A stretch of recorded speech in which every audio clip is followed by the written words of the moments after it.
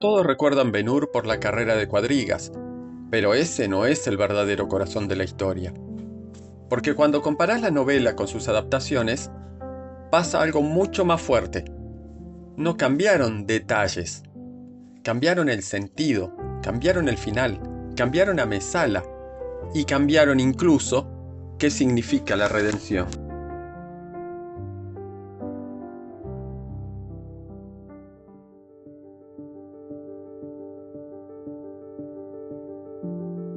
Ben-Hur fue escrita por el general Lew Wallace, militar, político y escritor. En esta novela, la historia de Ben-Hur está atravesada por la figura de Cristo, pero no como protagonista. Es una presencia constante, silenciosa. Mientras Ben-Hur busca venganza, la historia propone algo completamente distinto: el perdón. Porque, en el fondo, esta es una novela religiosa, como lo demuestra la gran extensión que ocupa la historia de los Reyes Magos, y que las películas reducen al mínimo, lo que narrativamente funciona mejor.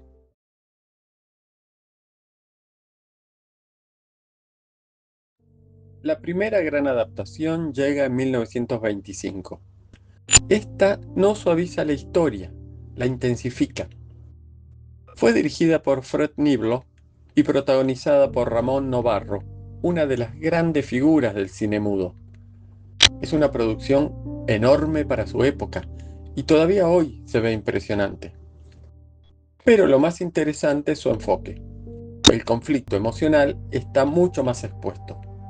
Este Ben-Hur está dominado por el odio. No solo quiere sobrevivir, quiere vengarse. En esta versión, Mesala muere como consecuencia de la carrera. No hay reconciliación. Y eso deja a Ben-Hur vacío. Consigue su venganza, pero no encuentra paz. En lo religioso, Jesús aparece apenas sugerido, muchas veces solo a través de su mano. Y el momento de la curación cambia. La madre y la hermana se curan cuando él pasa junto a ellas camino al Calvario, mientras que en la novela sucede antes de la pasión. En conjunto, una película enorme y sorprendentemente vigente, incluso hoy.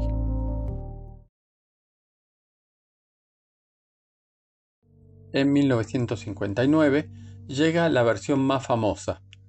No es la más fiel, pero sí la más equilibrada.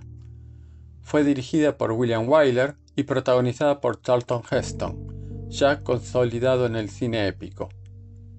Es una película más clásica, más épica y también más equilibrada. Ben-Hur sigue movido por la venganza, pero no está consumido por ella. Mesala no muere en la carrera, sobrevive para un último encuentro, donde aparece una especie de reconciliación, aunque, claro, es más fácil reconciliarse cuando uno de los dos está por morir. En lo religioso, Jesús nunca muestra su rostro, siempre es una presencia, y la curación ocurre en el momento de la crucifixión, uniendo ambas historias hasta el final. El resultado es una versión que equilibra espectáculo y sentido, y funciona realmente bien.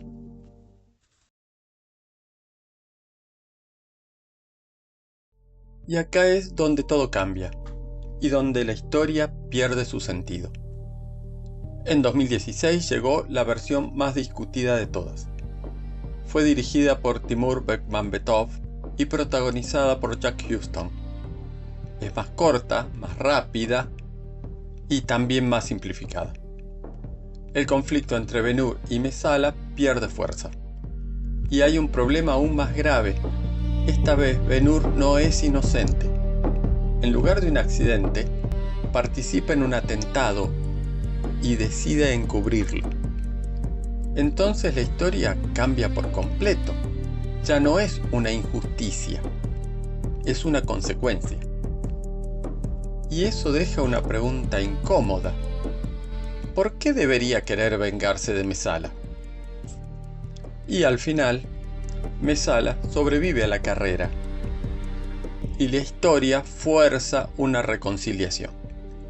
una decisión que cambia completamente el impacto de la historia. Pero el cambio más importante está en Jesús.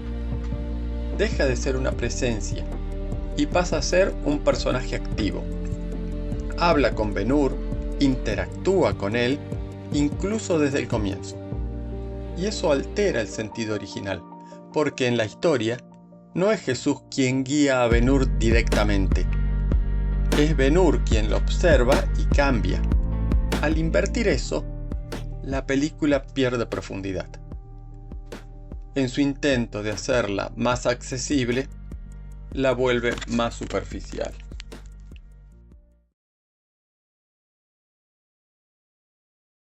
La diferencia es clara, pero también reveladora. La novela propone una transformación espiritual.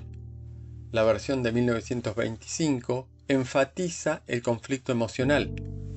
La de 1959 equilibra lo épico y lo simbólico.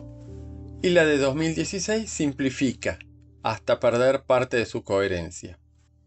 Y cuando uno las pone lado a lado, las diferencias se vuelven bastante claras. En tercer lugar, la versión de 2016. Más simple y por lo tanto superficial, además de contradictoria. En segundo lugar, la de 1925. Impresionante para su época y todavía muy efectiva. Y en primer lugar, la de 1959. La más completa, la más equilibrada y la que mejor funciona como película. Y es ahí donde la historia cambia de verdad. Porque a medida que dicha historia se adapta, la venganza deja de ser una obsesión.